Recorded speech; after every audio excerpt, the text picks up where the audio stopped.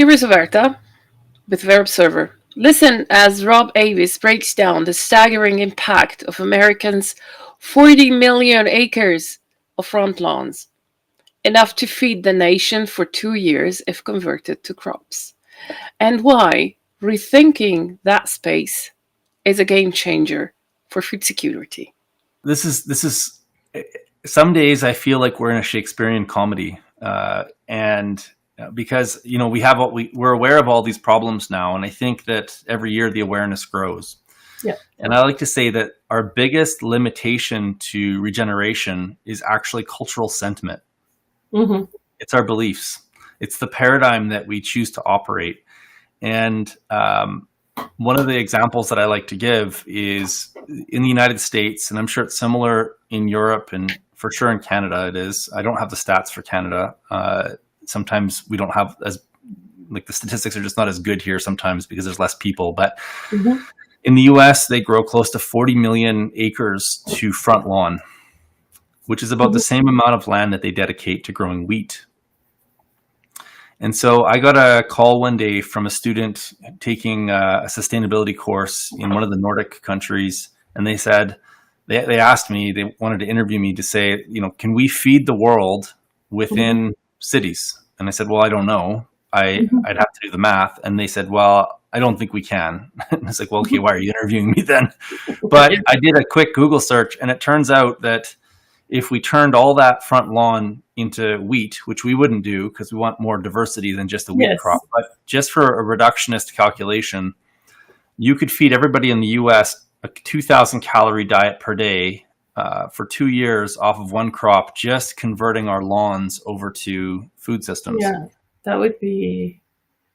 So yes, you would want more diversity, but it gives a pretty clear, visible example.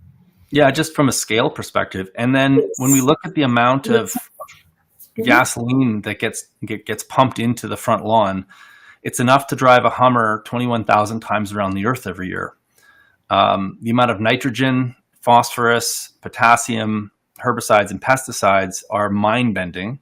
The front lawn uses far more of those chemicals than any farmer ever does because people don't have the same financial constraints. And so the main point in all of these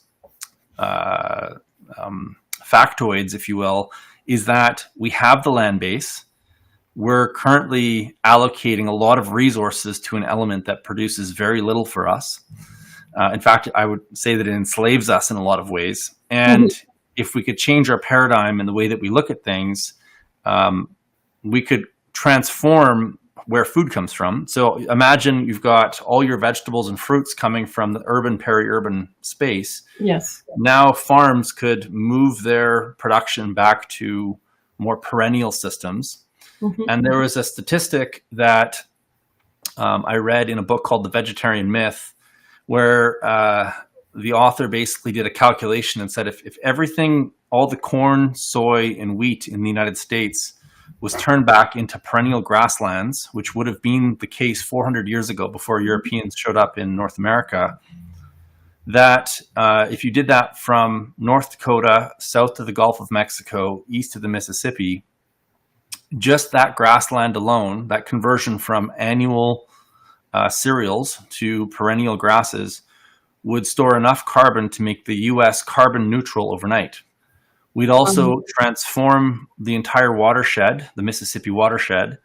The dead zones in the ocean would disappear, and we would go back to producing very, very healthy ruminant, like cows basically, and bison, which there's a lot of controversy around right now with regards to whether we should actually be growing these animals. I think that we should, if it's appropriate for the bioregion. And so, again, these are like long held sentiments and beliefs in terms of what we think we should and shouldn't be doing.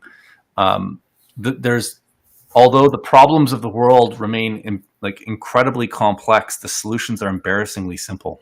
Join the conversation at Fair Observer and subscribe to our YouTube channel.